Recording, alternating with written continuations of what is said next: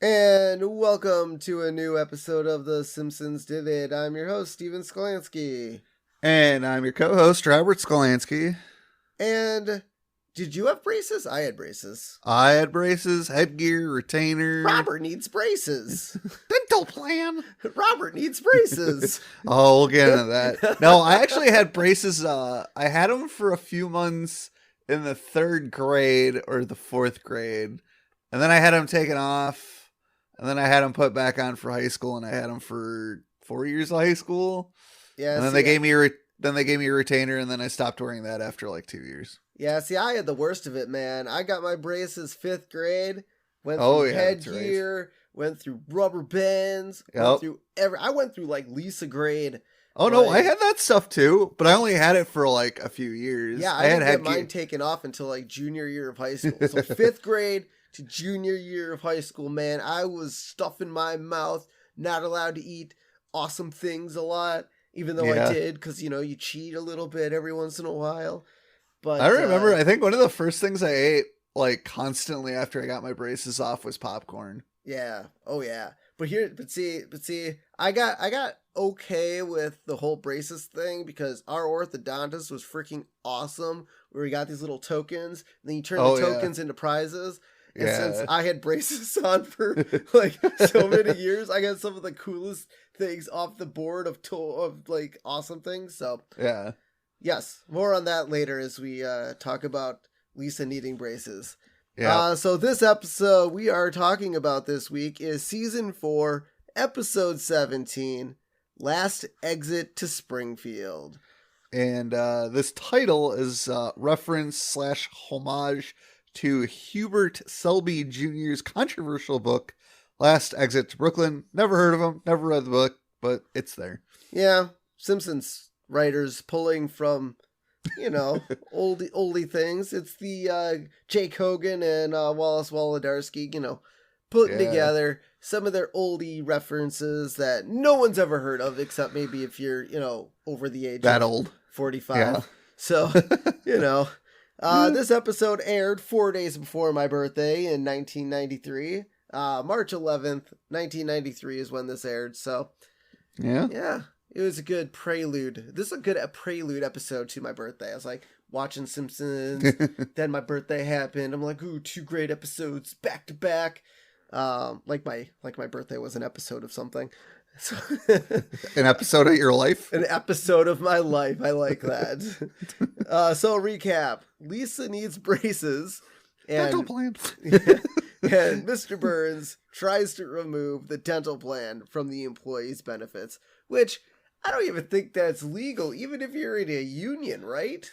Well, so when union contracts come up for negotiations, that's what he wants to remove from the contract. Yeah, but I thought so it's not illegal to remove it, but the union has to agree to his terms. Yeah, but I thought anything like health or dental related, like you're given I think isn't it illegal not to give your employees the option to have health and dental insurance? Regardless of where so you could get it from like a really crappy insurance company. Yeah. But I feel like it's illegal to not provide that. I don't know if it's illegal.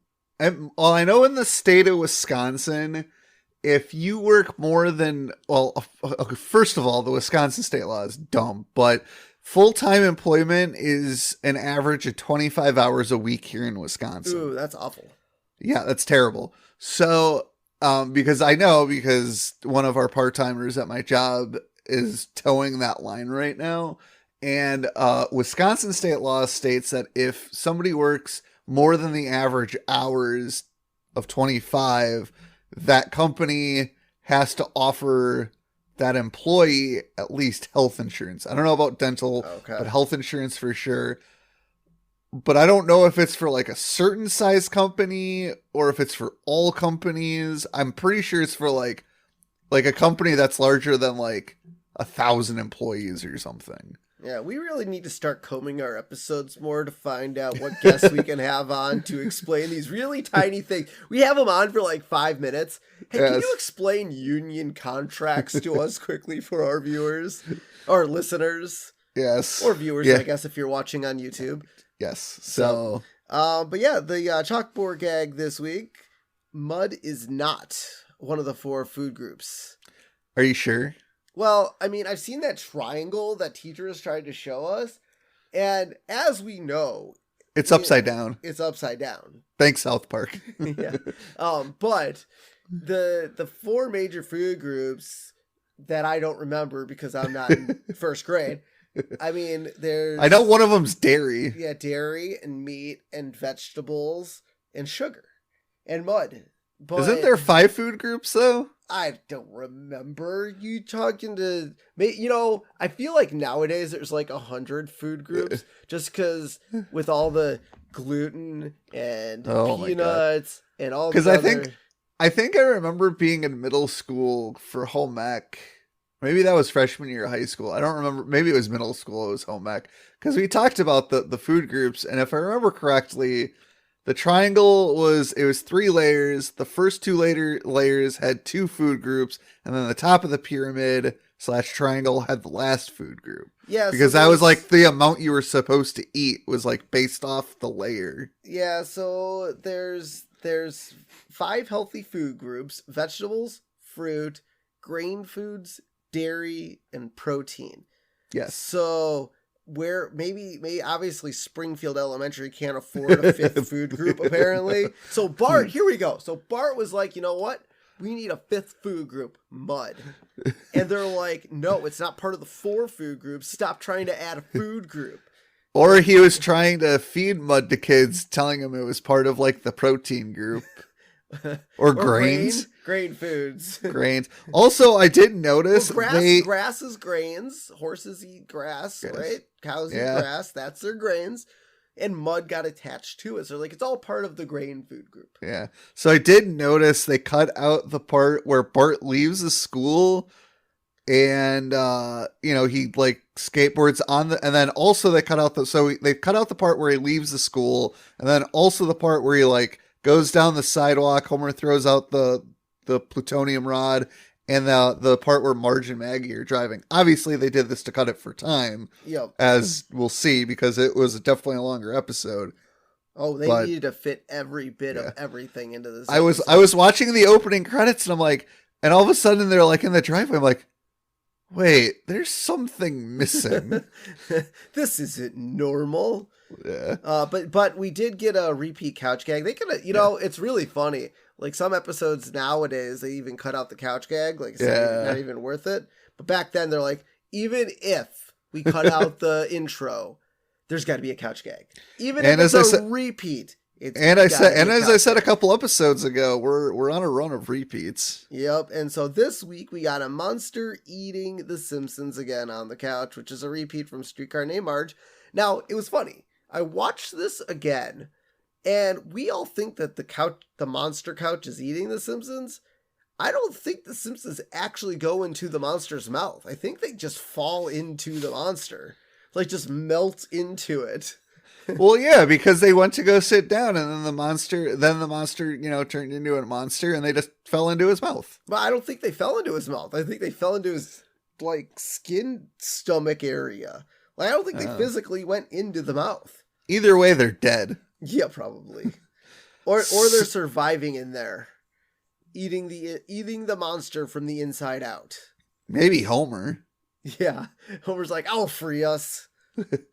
So we start this episode on The Simpsons watching McBean, and the villains are all gathered around having a talk, and I think they say something about McBain, and he's in the Venus de Milo. There's a Venus de Milo arts ice sculpture on the table, and I don't know how McBain got in there, but he breaks out and he goes, "Ice to see you," which made me think of Batman and Robin with Arnold Schwarzenegger as Victor Freeze and all of his ice puns. Even though what killed the dinosaurs? The Ice Age. Even though that came out after after this episode. Yeah. But I do think it's funny that we do get a callback to the Venus de Milo again. Yes. Also, this time it's not a gummy. This time it's a McBain. It's a McBain. And so McBain shoots everybody, and then he's knocked out with tear gas to end the episode or movie. The movie. But I want to know what happens to McBain now. Where's the rest of this? Does he get... obviously we know the good guy in a lot of cop movies. They always get captured. You'll find out the rest of it when we get another McBain episode. Oh, really? Well, for any loyal Simpsons listener out there, somebody did make a supercut of all the McBain movie shots. Oh, really? Yeah, it's a full movie. I don't think I've ever seen that. Yeah. Do yourself a favor and type in, like, I don't know, like McBain, Simpsons, full clips. I don't know. But somebody, super grouped it together. Ooh, I'll have to take a look at that. So we cut back out. We see Homer and Bart watching McBain, and Bart's like, he's like, oh, that guy is really evil. And Homer's like, oh, it's just a movie. Nobody in real life is that evil. And dude, when I saw it, when I watched this, all I could think of was real life. And I'm like, God, I hate this so much. Everyone's evil. Okay, not everyone. Not everyone. Certain people are evil. So then we cut to Mr. Burns laughing maniacally at a window washer who's I don't know what it's called that they're on the beam scaffolding was like broken in half. Yeah, and the guy's just laughing at him. And so Burns is like, I'm done with you. He closes the blinds, and all you hear is a scream. So I'm pretty sure Mr. Burns just let some guy fall to his death.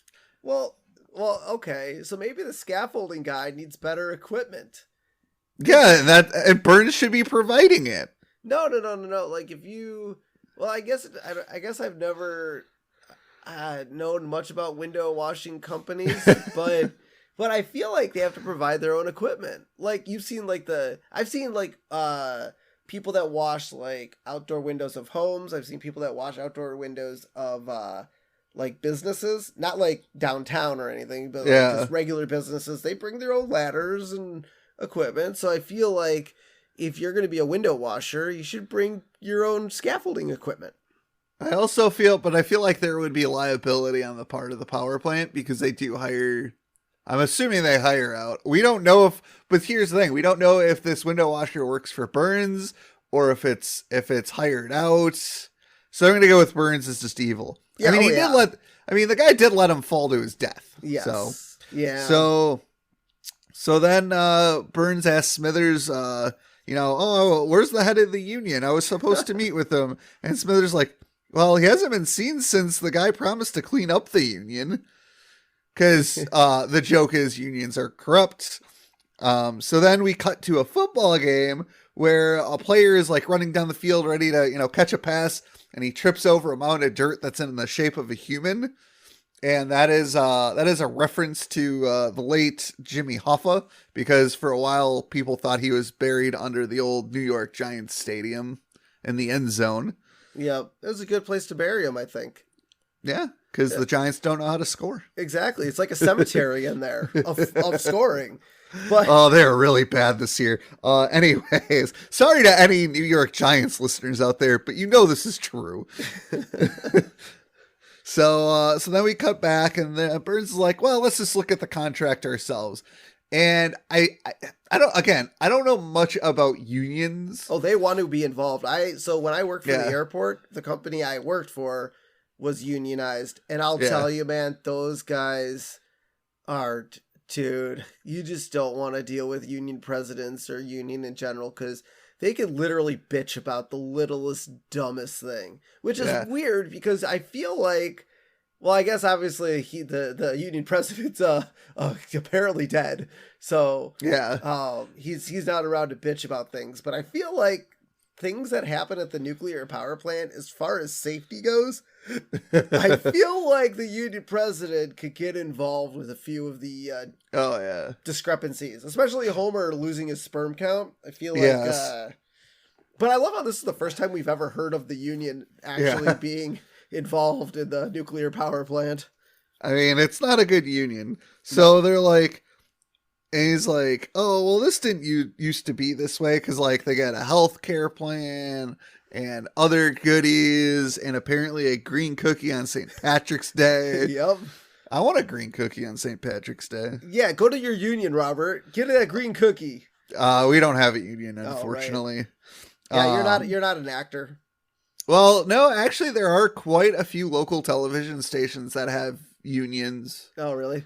Yeah, actually, my last station, they have a union for their photographers. Oh. Yeah. And actually, my station used to have a union, and then they didn't do anything, so they disbanded it. Yeah. So now, after Burns laments that it didn't used to be this way, we cut to Springfield, 1909. So at this point, this would make Burns, 84 years old? No, even probably like 89, because he probably was at least 5 in this flashback, maybe 6. So we get the Springfield Power. We all know that he's really old.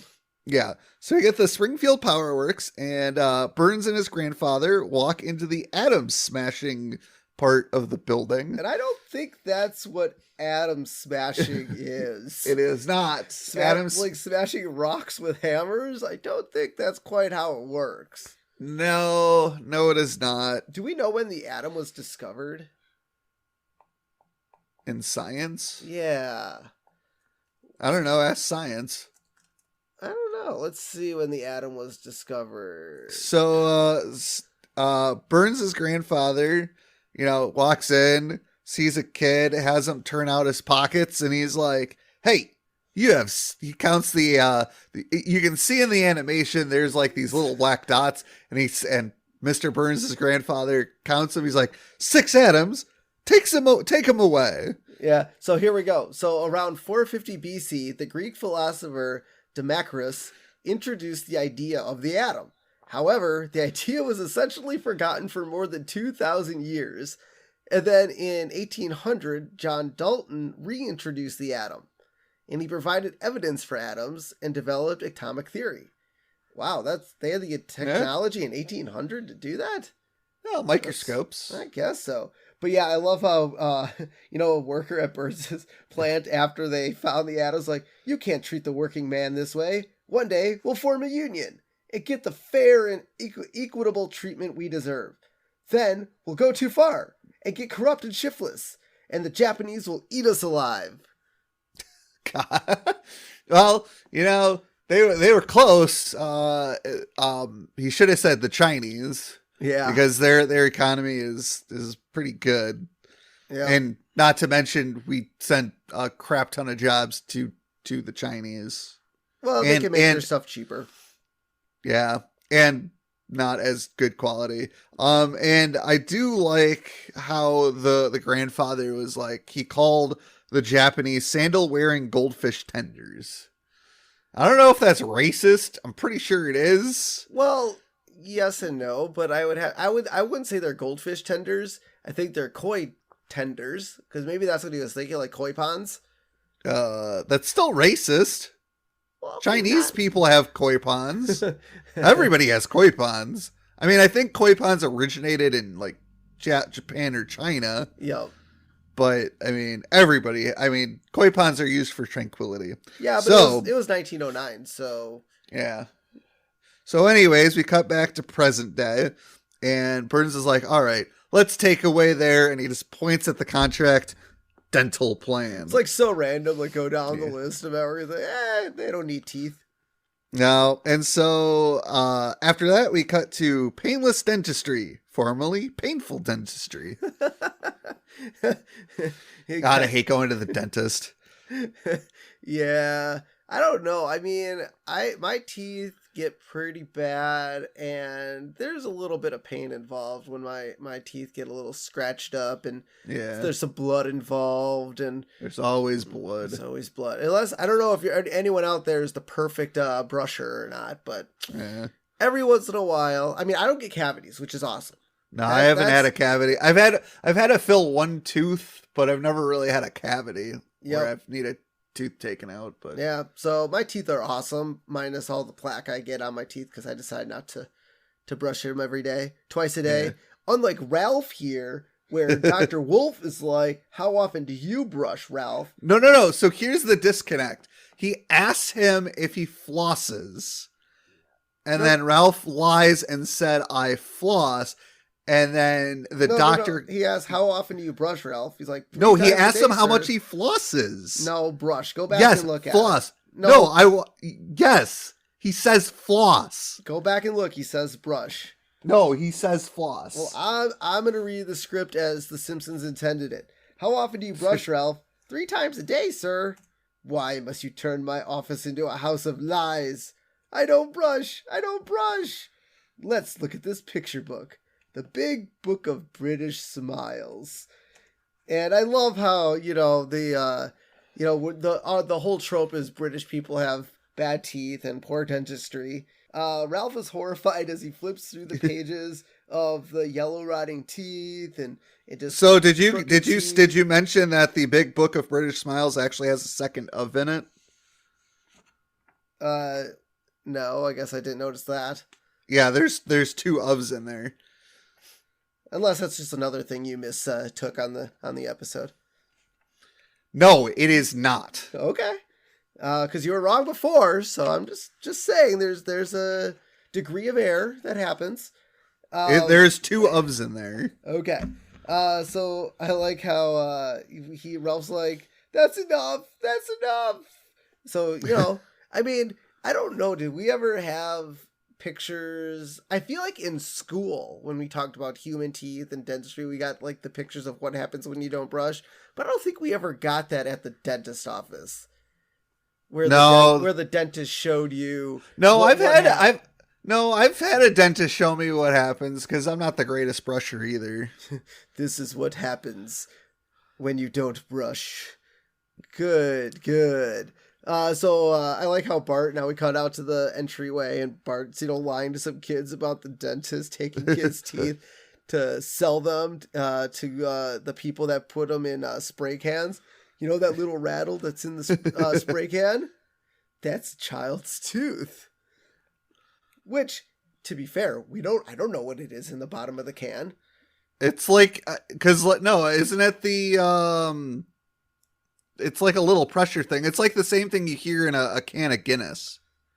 No, those are actually like little ball things. I've actually taken apart a can before. They're like an air ball.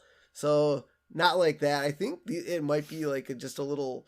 What is even the purpose of that? Is it to keep it like pressurized? What's the purpose? Probably. Does anyone know? You can always contact us. We got a phone number. I'll tell you that at the end of the episode. Call us and let us know if you know what the little thing at the bottom of a spray can is and what it does inside a spray can.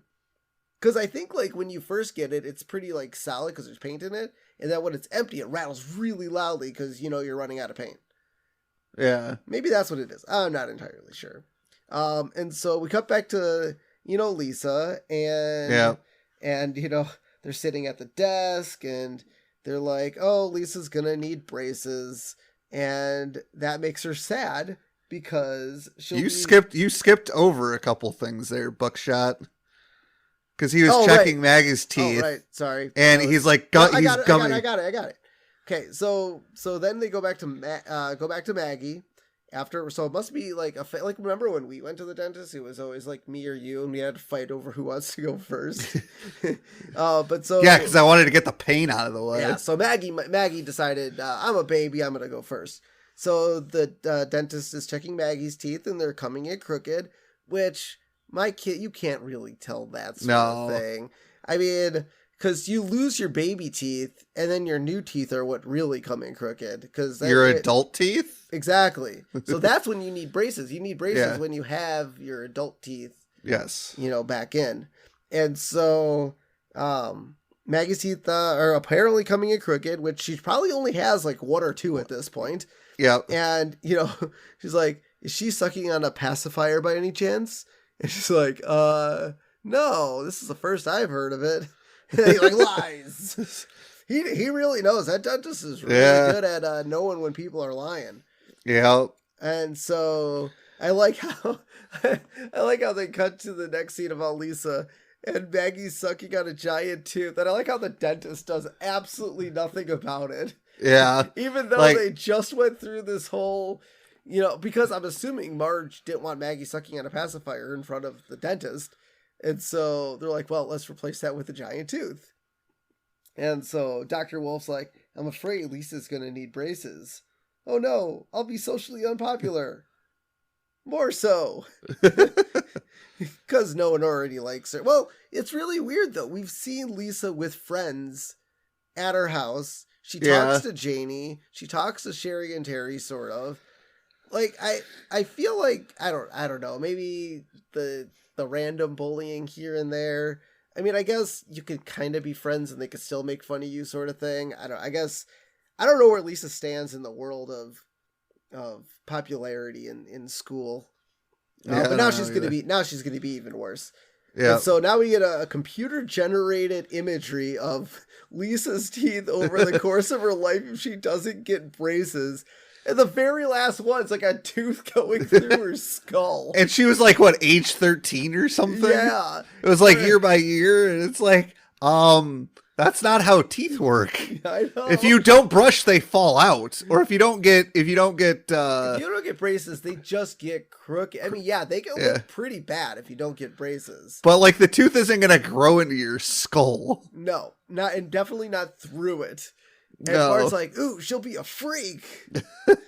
Bart, what? We could just pal her around town and charge money. Exactly. And so now we cut back to the Simpson home where Homer is watching TV and he's watching professional wrestling, which definitely a Homer thing. Yeah. And, Marge and Lisa comes home and, Homer tells Lisa tells Homer that she needs braces. And he says, not to worry because they have a dental plan as of from the strike of 88.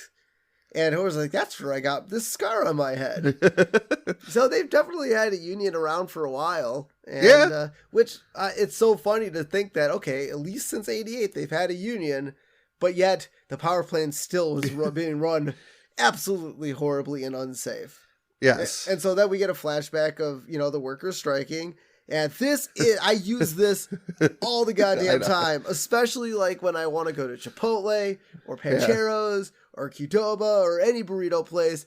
And especially, I even use this at like sit-down Mexican restaurants where I like order a burrito and then I'm like, the waiter's, not coming by. And so then I have to ask, where's my burrito? Where's my burrito? And then he smashes the counter one too many times and the door smashes his head. Yeah, so for anybody who's not aware, Homer is at a food truck asking for his burrito. Yes, where's my burrito? God, such a great line. Yeah. And I love Homer, like, his food obsession is... Yes. It knows no bounds.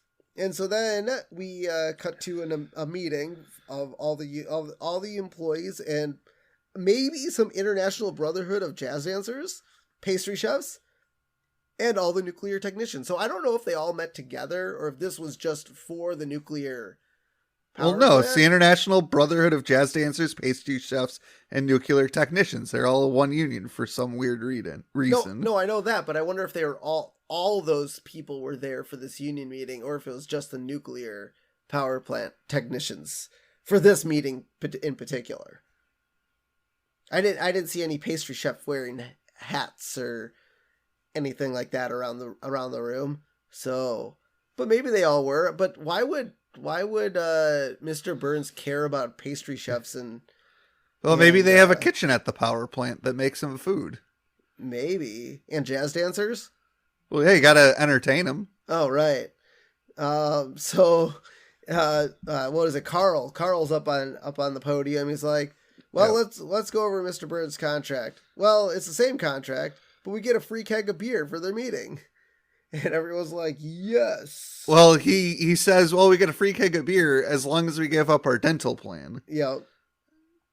And so everyone lines up to grab some beer because, like, well, that's good enough for us. And so Lenny's like, so long, dental plan. And so now we get, so he says, Lenny says the dental plan, and we cut to Homer. And he's like, Lisa needs braces. Dental plan. And it goes on and on. And it's so memeable. It's great. Everybody knows it. And so while Homer is sitting there, thinking about Lisa needs braces dental plan, one of the power plant guys drops a pencil into his butt crack, and Carl yells bullseye, and Homer's like, Carl, I lost my train of thought. And he goes, dental plan, Lisa needs braces. Dental plan. And then he finally puts two and two together and says, and he just stops everybody from drinking because he realizes if they give up the dental plan, he has to pay for Lisa's braces. And he's like, Lenny, if it wasn't for the dental plan, you wouldn't have gotten that diamond in your tooth. And Lenny smiles, and some guy comes up and goes, yoink, and yoinks the diamond off of his. So it was like the tooth, like, was the diamond not in the tooth? Was it just on the tooth? Yeah, it was just a sticky on his tooth. It's a sticky real diamond? I don't know. Yeah. And then he's like, Gummy Joe, if it wasn't for the dental plan, you wouldn't have your tooth. He's like, oh, old Chompers here. And then he like stabs a can of soda or something to open it. Yeah. So Homer's like, he rips up the contract, everybody cheers, and then we cut to the keg, and the keg handle turns, and there's a camera in it, and the keg is being operated by Mr. Burns. Now, the one weird thing is, because we cut back to the power plant, or wherever Burns is, and the picture, like the video picture is in color, which is very impressive, because that should probably be black and white. Yeah, probably. I mean, I feel like it probably should be. And so I love Burns. He's like, who's that firebrand, Smithers? That's Homer Simpson, sir. Simpson, eh? New man? Actually, sure. He thwarted your campaign for governor. You ran over his son. He saved the plant from meltdown. His wife painted you in the nude. It doesn't ring a bell. Oh my god, it's so great, because obviously Burns never remembers Homer. No. Oh god. Oh my god. It's weird that Smithers remembers everything and Burns like, I don't know. Well, he's like 90 some years old, man. His memory is shot. He's gotta be like 90-ish. Yeah, I would say pretty damn close. So then we cut back to the union meeting, and, Carl's like, all right, let's vote for a new union president. He's like, I choose Homer. And everybody's like, yay. He's like, all opposed? Nay. Which I love that. I love that so much. And so Homer is the new union president, and he's like, woohoo. And Carl's like, yeah, but it doesn't pay anything. Dough, unless you're crooked. Yep. And so now we cut back to the Simpsons' house, and Homer's telling Marge and the family about how, he's the new union president, and Marge is proud of him, which, that's a union president. It's a big job. It's a big job. Or a big deal. I mean, it means that your employees trust you to make the right decisions on their behalf. Why would Carl want to vote for Homer? Because he remembered Lisa needs braces. And so, Lisa's like, oh, now you can help the working man. And, I mean, that's what unions are supposed to do. They're supposed to help the workers out, get livable wages, get health care, get safe working conditions, But obviously that's kind of not happened in a long time. So Homer's like, he's like, well, no, I want to use it so I can make lifelong connections with organized crime. Organized crime. Why is that tasty? Because you get donuts? Maybe. As we learn, he does get donuts. Yeah, so Homer imagines, being like a Don, and like this vendor gives him a donut, and another person gives him a donut. And this is based on the famous San Girano sequence in The Godfather Part 2, where instead of accepting donuts, he accepts a necklace and an orange. But it's Homer, so he's going to accept donuts. Yeah. And in the dream sequence, he's like, "That's a nice donut." Yeah. Well, Homer needs donuts. Yes, he does. Make people happy. And so Lisa asks Homer if he can get the dental plan back, and Homer says, it depends on who's a better negotiator, me or Mr. Burns. Oh, and my Bart's God. like, I will trade you this delicious doorstop for that crummy Danish. Deal. Oh. Homer is not a good negotiator. No. Neither is Mr. Burns, as we'll find out either. Yeah, Burns isn't necessarily the best as well. And so Burns is watching Homer thinking, and if he's a worthy foe for exercising, because he's like he's kind of like he's doing like body twists or stretches. Yeah. And he's like, look at him exercising while the other people are lollygagging around. And was it Lenny or Carl that came by? Lenny came by. It's like, can you help me get this sugar daddy off my back? Now the weird thing is when you watch Burns watching Homer, you can see him twisting all the way around, so you can see his back. There's no sugar daddy on his back in the video, so you think it would be noticeable on camera. Maybe, or they're just horrible security cameras, not like the keg one. The keg camera was awesome, but Burns' camera for his workers, not so much. But I like how Lenny gets it for you. This is the last time. How is Homer getting sugar daddies on his back? I don't like. Is he like sucking on it and then like drops it and then falls and rolls on it? Like I don't know. I don't know how. But I like how Homer's just sitting there sucking on it after Lenny gives it to him. Gross. And so then we cut to Burns' office, and Burns is like, "We don't have to be adversaries, Homer. We both want a fair union contract." And Homer's brain is like, why is Mr. Burns being so nice to me? And if you scratch my back, I'll scratch yours. Wait a minute. He's coming on to me. I mean, if I should slip something into your pocket, what's the harm? Oh my God. I think he's talking about his hand. Yes. And Homer's brain's like, oh my God, he is coming on to me. After all, negotiations make us strange bedfellows. And then Burns starts laughing and winks at Homer. And Homer's brain screams. Yes, yeah. And Homer's like, sorry, Mr. Burns. I don't go for these backdoor shenanigans. I'm sure I'm flattered, but maybe even a little curious. But the answer is no. Oh my God. Oh, Jesus. It's so good. Oh, that was awesome. And then, so now we cut to the dentist's office where I like how the dentist shows him all the tools he'll be using to not scare her. It's like, and this is the gouger. And it's like a 3-pronged poker thing with like a blade on it that rotates when he presses a button. I mean, I've never had surgery except for my wisdom teeth. And your hernia surgery? No, I meant for dental. We're not talking about we're talking about a dental episode here. Come on, give it the program. So, the only dental surgery I've had, was for my wisdom teeth. Yeah. They didn't show me any tools or anything like that. They literally just gassed me. And well, said, the reason he showed Lisa the tools is because he didn't want her to be nervous. Yeah, that's why it's funny. Showing her the tools made her more nervous. That's why it's funny. Yeah, and then he gives her the gas, which at this point it doesn't matter what tools you're using if you're under, because I don't know if you guys. I feel like I guess I don't know what the ratio of people getting wisdom teeth. Did you have your wisdom teeth pulled? Yeah. Okay, so I was put under. Yeah, I feel like I was like, hell no, am I going to be awake for that shit? Well, no, but I feel like most people get their wisdom teeth pulled at some point.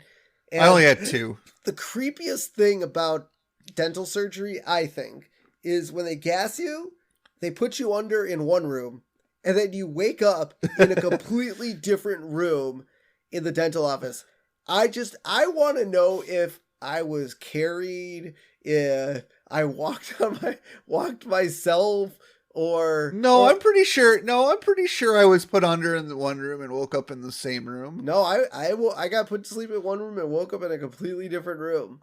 Well, then you were probably wheeled to a different room. But I had to get out of the chair somehow. So like when I did get my hernia surgery, I was on a gurney. So yeah, they wheeled me in one room and then they could wheel me out into another room, like the what's that called? After you have your surgery, you're in the OR and then you're in the ICU. No, recovery room. So, but that ICU. But that makes more sense because you're already on a gurney and they can wheel you to another location. Are you sure you woke up in a different room? I did. Oh, absolutely.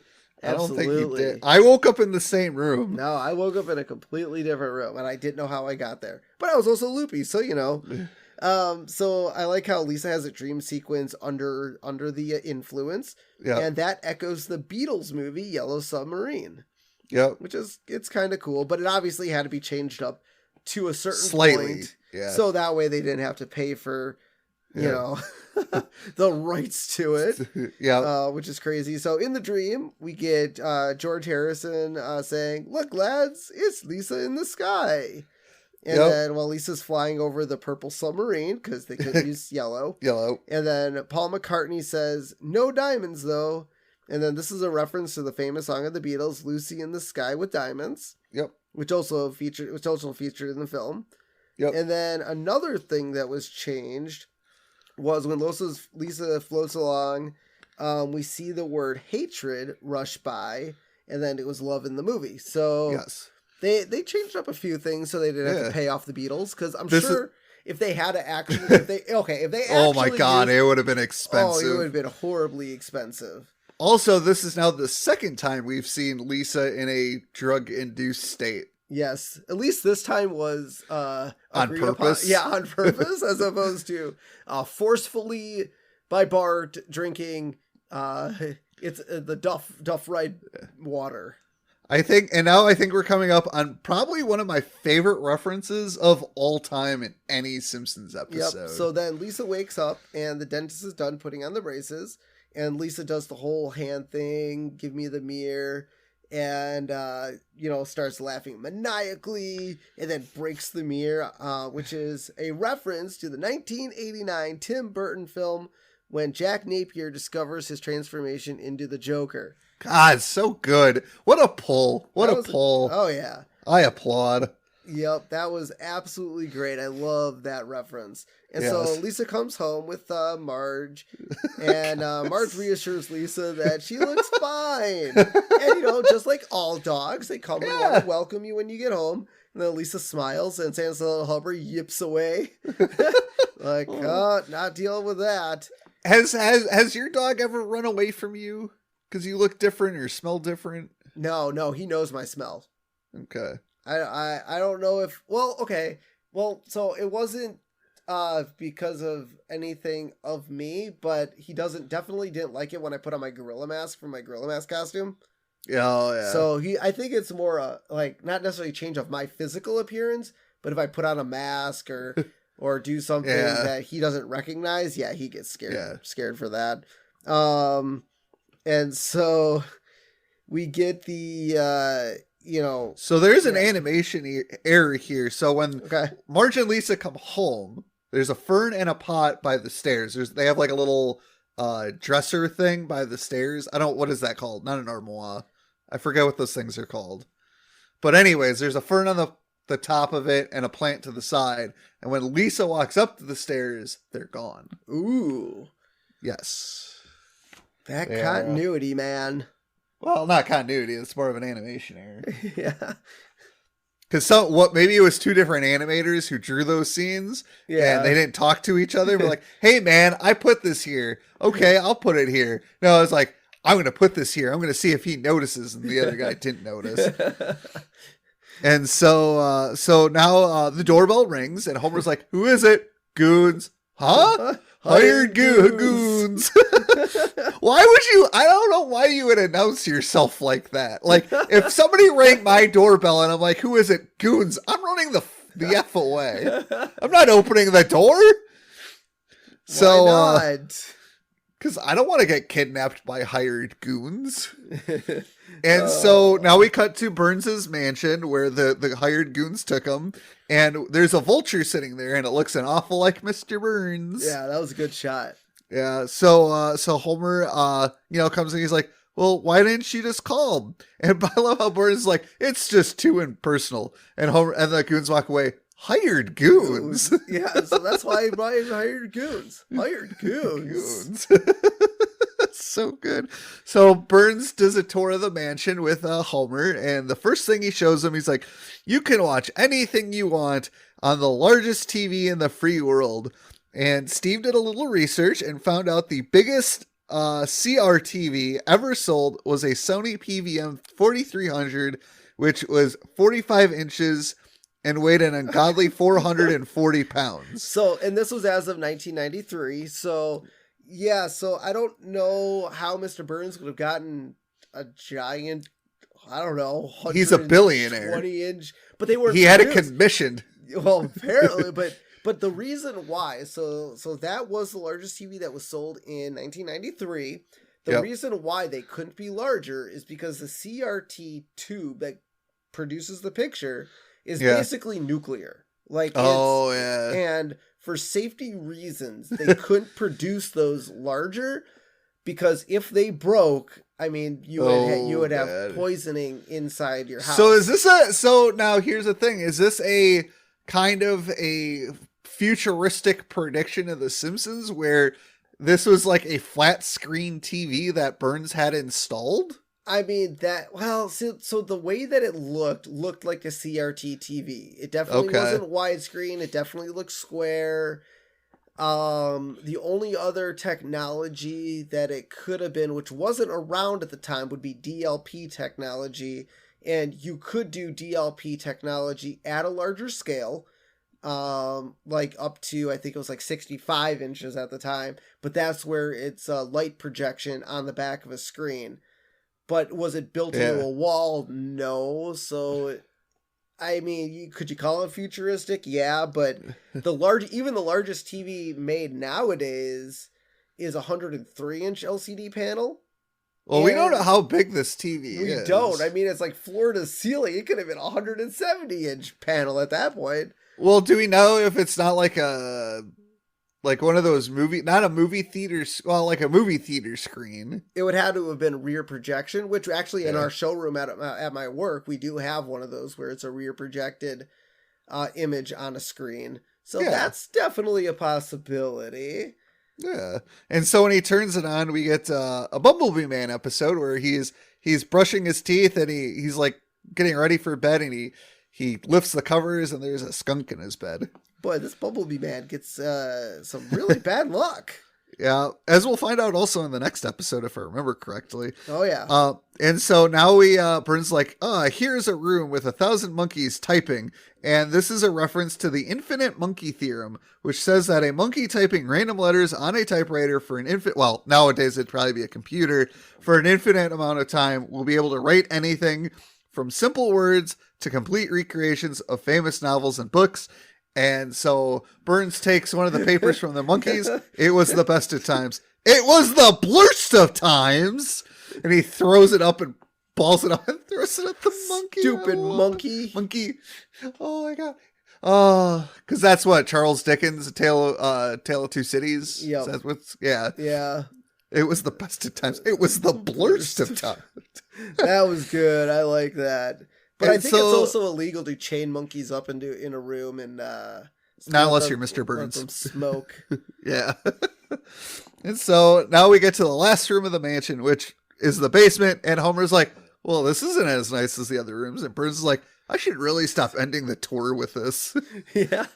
Why? Now, my question is, why is the basement not as nice as the other rooms? Did Burns just say, I don't care? Well, it's either an unfinished basement. It looked like a furnace room too. I mean, look at our uncle's basement. I mean, it's basically for storage. And yes, it does have a ping pong table. Maybe our uncle's just like Mr. Burns.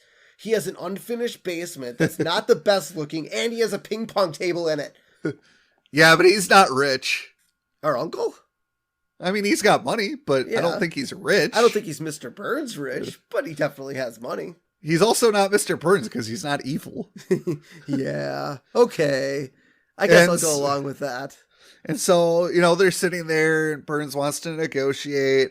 And Homer's like, oh man, I really have to go to the bathroom. He's like, why did I drank too much beer, coffee, and watermelon? I guess you can drink watermelon because it's water. Okay, so if you ate enough watermelon, would that have to make you go to the bathroom? I mean, there's a lot of water in watermelon. Well, I mean, it is juices. Yeah. I mean, your body breaks down the food. So I'm assuming, if I ate nothing but, I don't know, chips, I would still break down whatever moisture is going into my stomach. I'd still have to probably urinate. Yeah. So as Homer is sitting there in the background, you see a pipe dripping water, like the dripping sound, Yep. and then you hear Smithers pouring coffee, and then Burns keeps saying like, "You're a whiz," and he just like keeps saying words that refer to releasing urination. the pressure. Sure. And so Homer is like, "Mr. Burns, where's your bathroom?" 23rd door on the left. And this is my other question. Why doesn't, now I get not all basements have bathrooms. Well, no, but most Mr. of them Burns probably don't. If it's an but Mr. unfinished Burns basement, is so it probably doesn't. But Mr. Burns is so rich. I feel like he would have a bathroom in his basement. But I almost think if you look at like the Simpsons basement, they're probably the same. There's no plumbing in the Simpsons basement as opposed, but there's clearly plumbing in Mr. Burns's basement because there's a dripping pipe. Yeah, but he's probably like, let's not finish this. We don't use it for anything except the end of the tour. I guess, I don't know. I feel like they cheaped him out. Maybe. But then so Homer runs up, opening up all the doors, trying to, like, apparently he doesn't know how to count. I would at least attempted to count some doors. But it's Homer. Homer returns and Mr. Burns asks if he found the bathroom already. He's like, yes. So did you just go, like, just find a room and piss in the corner? No, he peed in a houseplant. Oh, yeah. Like a dog. Yeah. Well, I mean, look, Burns and Smithers were both in the basement, so no one was around. Maybe the hounds. I don't know. But, Homer found something to pee in. So, and so, Mr. Burns is like, he's like aghast at Homer's, negotiating skills. So Burns like, okay. And so Burns takes Homer home in a helicopter, and lands it right on his front lawn, which, a good place to land, I guess. And so Marge comes running out at Homer and just slices her hair off. Cuts it clean off. So I don't know how tall like a helicopter is, but I feel like blades would be at least 10 feet off the ground. So if Marge is 6 foot, I guess I don't know how tall. Okay, we saw Homer's driver's license. Homer was 6 foot, right? Yeah. So Marge is as tall or taller than Homer? So I mean, if she's wearing high heels, let's say for the sake of argument, she's like 5'10", and she's wearing 2-inch heels. That puts her at 6 feet. Her hair is 4 feet long. Actually, be probably a little bit taller than that. I don't know. I mean, if you look at Marge, the amount of, so if you look from foot to top of her head, and then top of head to the top of her hair, it's almost like half her body height, right? I don't. Yeah, but here's the other thing, and obviously I know, Halloween episodes are non-canonical, and I will argue that to the death. And yes, I understand in the next episode, we'll get into that in the next episode. There is I did see I'm pretty sure it was a Halloween episode I missed where they're in Bart's room and they turn inside out. Yep. And so does Marge's hair. So if you're one of those people that say Halloween is canonical, then she's dead. No, there's another. Yes. There's another fog that turns you right side in. They just didn't show that part. Uh-huh. Yeah, look, if there's a fog that turns you inside out, whoever created that fog, but I'm saying, turn you right back. But I'm saying when you are turned right side out, her hair is part of her anatomy. So even if she's turned right side in, her hair is still part of her anatomy. We'll have to, she's dead. When we get to that Halloween episode, I kind of want to see what her hair looks like. If it looks skinny on the end, like skin tones on the inside, or what it actually looks like. She's dead. So no. So anyways. Yeah, but Homer falling down a gorge would kill him too. So nothing kills the Simpsons. They're all immortal. So. I love that scene. Wow. Burns okay. falling out. So the helicopter flies away, and Burns is shaking his fist and laughing, and he falls out of the helicopter. And if fog could turn you inside out and kill you, I feel like Burns falling out of a helicopter would kill you too. No, because he's all full of different diseases. No, he's got the Three Stooges effect. No, but that's for him not dying of disease, not of falling out of a helicopter. And so he falls out. He's like, "Can someone help me?" And so they strap him to a board, and he goes back. I don't know why they didn't just put him inside the helicopter. Well, because he's hurt, so you need to put him on a board. Yes, but why don't you put the board inside the helicopter? The helicopter can land again. Yeah. But as he's flying away, the helicopter knocks him onto a chimney off in the distance across the street. Yeah. So, yeah. And so Homer's in the kitchen. He's like, I want to resign as union president. Yeah. He just does not like dealing with Mr. Burns. No. And Marge, tells Homer he shouldn't resign because he's loved at the plant. He's like, I agree. There's always people patting me on my bald head and pinching my stomach. To hear my girly laugh. Yeah. Like, that doesn't sound very friendly. And so I was like, well, next time I see Lenny, I'm going to punch him in the back of the head. And so the next scene is Homer punching Lenny in the back of the head. Oh, God. Oh, I mean, I would say pinch him or something. You don't have to punch him in the back of the head, but sure. But then we get picture day at school, and we all love picture day at school. And did Mom make us dress up? Like wear like nicer clothes? I feel like not. I feel like she did. I think we dressed up for picture day. I don't think we dressed up for yearbook photos. Okay. That would be probably my guess, because that's what I'm photos thinking were of. Just headshots. Yeah. Where picture day, you were on a chair, like your parents got to pick out like my kids got picture day next week, and Shay's like, we got to go get him a nice outfit, and because he wants to get. He's got to look cute. Yeah. Does he need a haircut before picture day? I don't think he does. I think his hair is actually pretty good right now. That's good. So, but yeah, Mom always made me get a haircut because, the big fro thing. She's like, that looks dumb. And now I'm a grown up and I can grow my hair as long as I want. And you're still going to get yelled at for it. I know. So weird. I don't understand. Hey, she yells at me for actually, she stopped yelling at me for having a beard. So that's a win in my book. Oh, she I don't know if she ever yelled at you too for having facial hair. No, it was only when I was either having a job interview or she'd come up and I go to work. She's like, you can go to work looking like that? I'm like, yes. It's the 21st century, man. You can still go to, like, even in the 70s, you could still go to work with a beard.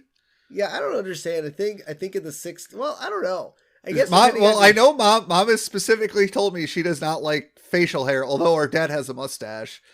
So she must tolerate that. But like every time she saw me, like after like a couple years after college, you need to shave. And then finally she just stopped. Did she do the march? Did she do the march too? Pretty much. Yeah. So the photographer asked Lisa to smile.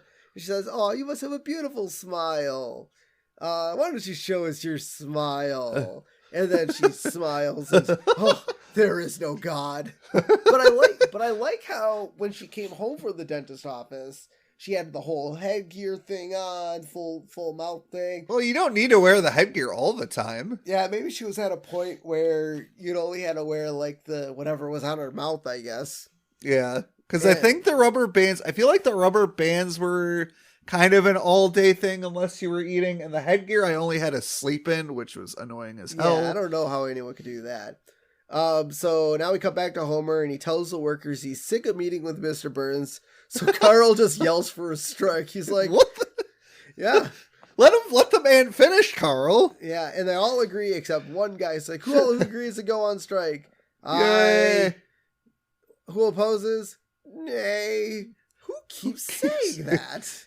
It was him. Yeah, it cuts to two guys, one like muscular guy sitting in a chair, and this other like greasy looking guy. He's like, and with the voice is like, it was him. Yep. They all beat up the other guy, and the other guy is like, oh god. And so now we get our first song of the strike, and Lisa's protest song. Come gather around, children. It's high time you learn about a hero named Homer and a devil named Burns. And we'll march till we drop. The girls and the fellas will fight to the death, or else we'll fold like umbrellas. Oh, so good. This is on the first DVD or the first CD, I believe. So we'll march day and night by the big cooling tower. They have the plant, but we have the power.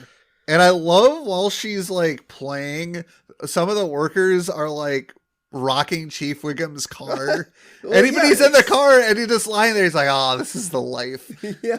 Well, he's just there to make sure the protests don't get violent. Yes. Which, and I love the fact that rocking your car might make it violent.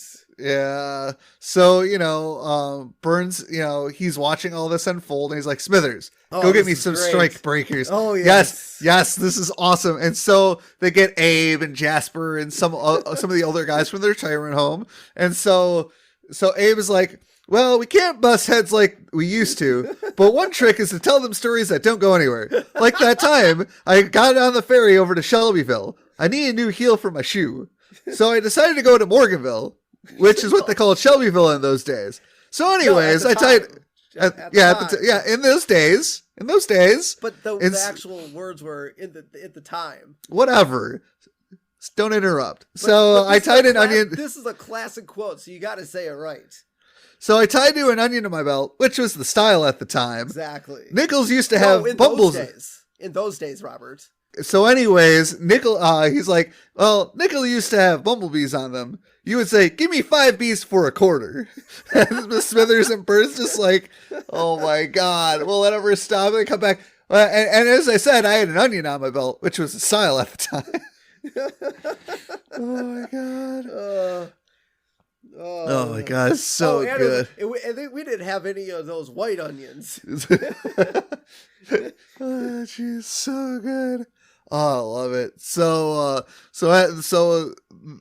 Smithers and Burns like, screw it.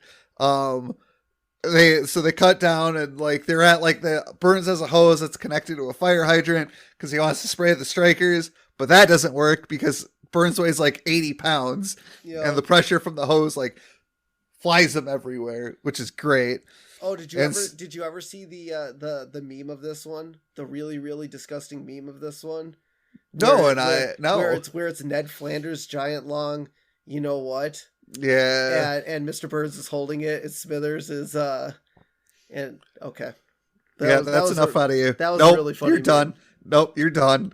So, and then we get the close to the song where Lisa sings "So We'll March Day and Night" by the Big Cooling Tower. They have the plant, but we have the power. And so Lenny, so after she's done, Lenny comes up to her and she's like, now play Classical Gas, which she plays a sample of Classical Gas, which is a popular piece of incidental music by Mason Williams, which Lisa played at request from Lenny. I didn't know Lisa was taking requests. Yeah, apparently she's taking requests. And so nothing works. So Burns suggests to Smithers that, you know what, we can run the plant by ourselves. So we get a montage of Burns and Smithers running the plant. Burns is dancing on Homer's workstation. They go to the nuclear reactor core and a 2-headed dog comes out, and Burns takes a lid off of a nuclear waste barrel. Do not remove. And he uses it as a frisbee.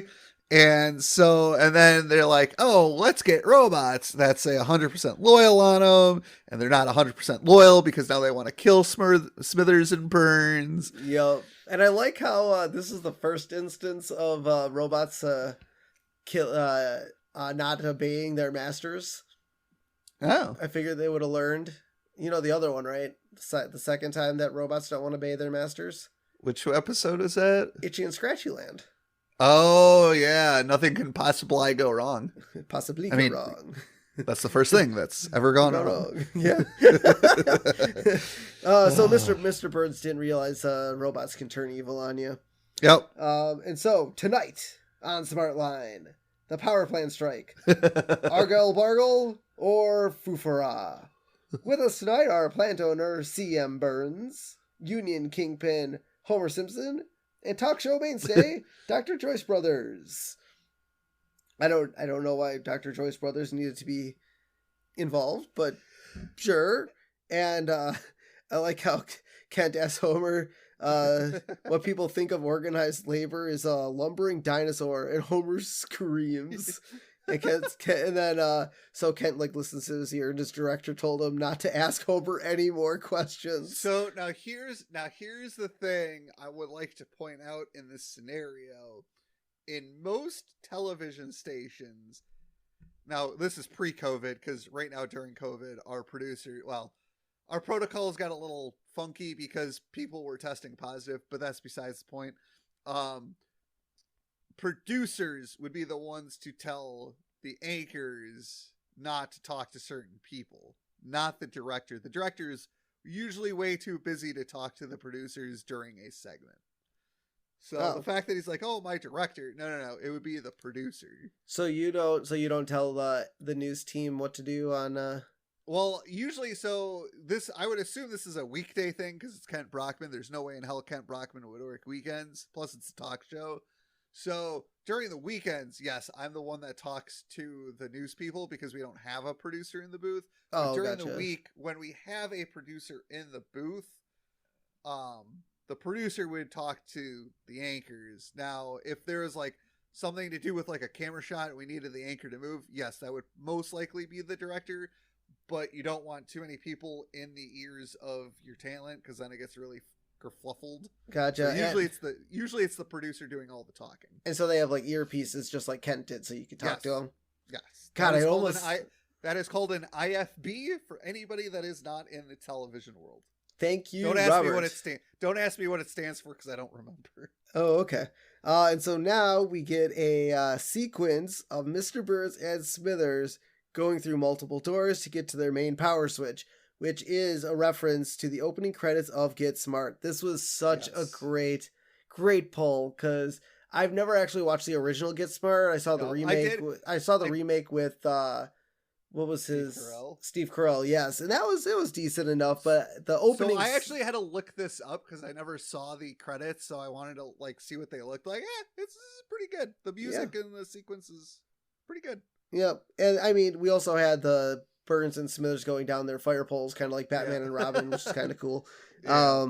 But yeah, I mean, the parody of Get Smart was pretty good. And so I like how they get to this place, which clearly has an outside door entrance. Well, it's a broken down screen door, and there's a dog in there that Burns literally kicks out. Yep. But I think it's funny that there was literally an outside entrance to this place, but they had to go through all the secret doors and secret tunnels to get to it. And so, before Mr. Burns shuts off the power to the town in response, he says, "From hell's heart I stab at thee," which is a reference to Captain Ahab's curse in the novel Moby Dick. I read Moby Dick. I don't remember that line. Oh, you don't? Well, that's a pretty classic line. I don't remember. Now, granted, I read Moby Dick 20 years ago. Yeah. It's definitely been a long time for me. All I know is there's a whale and the guy's trying to kill the whale. That's all I remember about the book. That's it? That's all you got? And Queequeg? Yeah. And so people, obviously start rioting because, when there's no power, you gotta start rioting. And so, people flip cars over, they start on fire, and everyone just starts looting because that's what you do when the power goes out. And so then, Lisa starts singing again, and everyone joins in, just like the Grinch Who Stole Christmas. So they all go arm in arm and start swaying. And Mr. Burns comes out from his cave on the top of Mount Springfield. No, it was his power plant window. But I was kind of referring to the Grinch. But he goes, look at all of them. Through the darkness I'm bringing. They're not sad at all. They're actually singing. They sing without juicers. They sing without blenders. They sing without flungers, cap dabblers, and spendlers. I love the Grinch. Yeah. Yep. It's a classic. Although the Jim Carrey movie was not that good. No. In my opinion. No, the new one wasn't even that good. The only reason I watched it is because Kevin Smith's very best friend, Scotty Moe, was a co-director on it. And so I'm like, all right, I'll take a gander at it because he was involved. Yeah. And then, so Burns is like, I'm ready to deal. And so Burns decides to give Homer the dental plan if Homer agrees to resign. Well, Like, that's definitely some good negotiation on Homer. that's what Homer. I know. That's what Homer wanted. He wanted to resign. Yep, exactly. And he joyously agrees by doing the spinning on the phone. Oh, that was great. And yeah, that's a reference to Curly Howard's antics in the Three Stooges. Got it. This is like the third Three Stooges reference in 2 episodes. Yeah. Because the last one had with the cupcake with the science fair. Yes. Well, okay, I don't remember. So who was in that one? Was Curly part of that one, or was it just Mo and... No, I think it was Curly and Mo.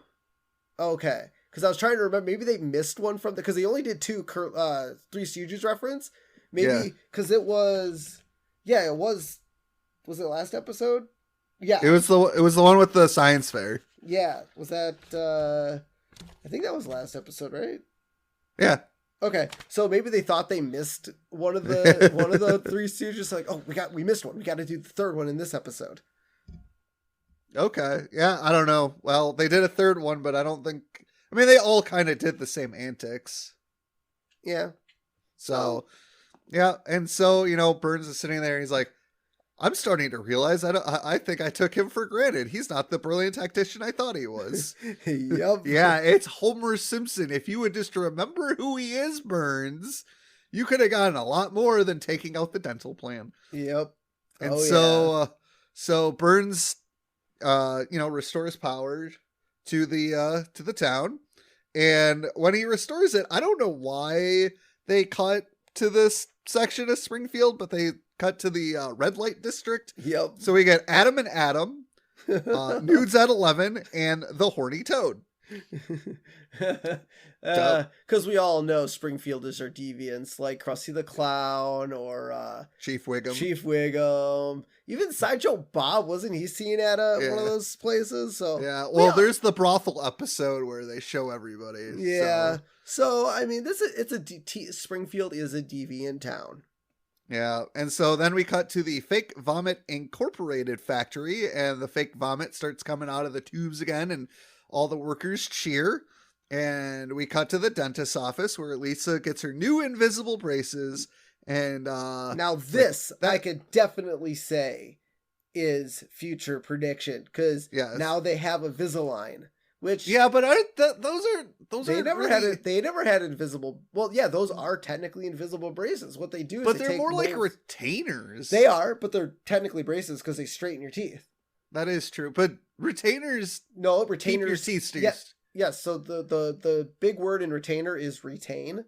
So they retain the shape of your teeth. Yeah. A Visalign is a series of like 30 things that go in your mouth to help your teeth get straighter. So like, remember how your teeth get off kilter? Like when you don't wear your retainer, your teeth kind of start shifting again, and you put your retainer in and it hurts like a bitch. That's kind of like what a Visalign is. It's just off enough from your teeth's shape. Yeah. So it's slightly painful when you put it in, but it kind of reshapes your teeth, and you wear those every 2 weeks, and then they send you a new one, and you keep putting them in, and eventually your teeth get... So those are invisible braces. So they definitely did have those when I was growing up, so... But I feel like the invisible braces in this episode were actual braces. Oh, like invisible wire, like clear wires. Yeah. It wasn't the like the retainer braces. It was like the wire braces. Because when he first shows Lisa the braces, you could clearly see him on the teeth model. Yeah, which is really weird. He's like, these ones are well, he also said these ones are practically invisible, but you can still see them. But then when we see Lisa's mouth, there's literally nothing in there. And she says, "That's the tooth." And they all start laughing, and the dentist is like, "Oh, I left the nitrous oxide on." And they just continue laughing, and the episode ends with laughter, because who doesn't want to laugh?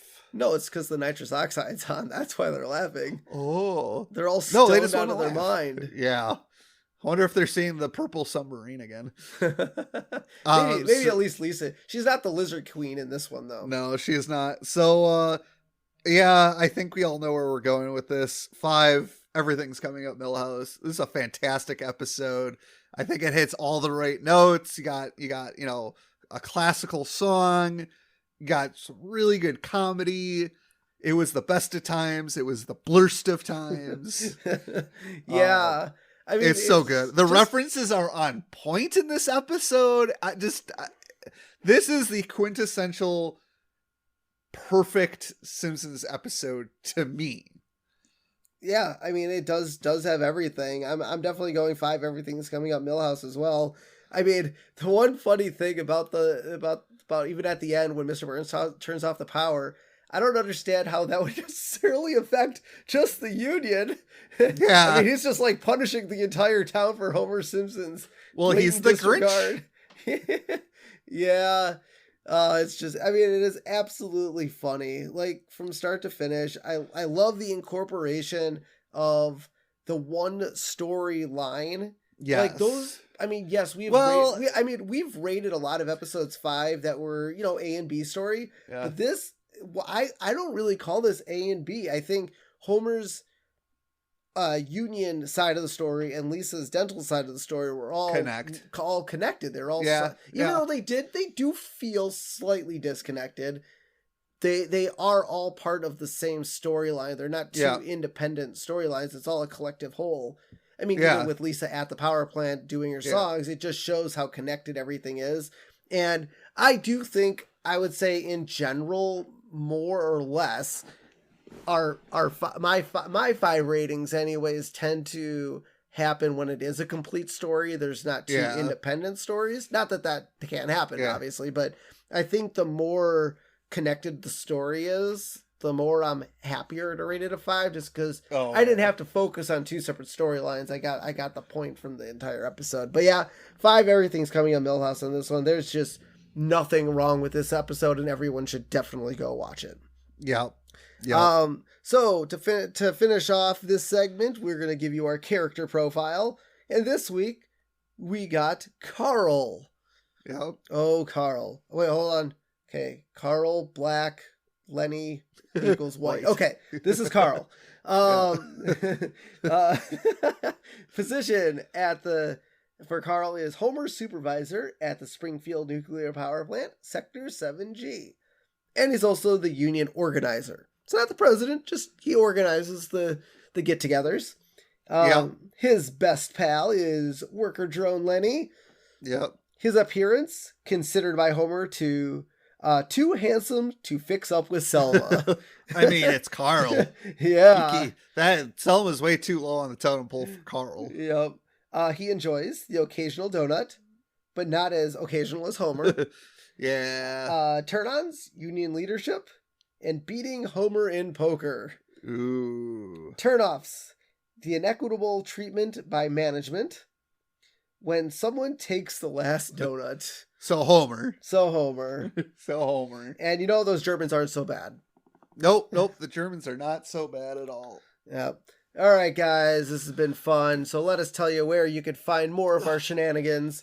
Head over to our social medias on Facebook, The Simpsons Did It Podcast, or if you'd like to tag us now on Facebook, at The Simpsons Did It Pod, on Instagram, The Simpsons Did It Pod, on Twitter, Simpsons Did It PC.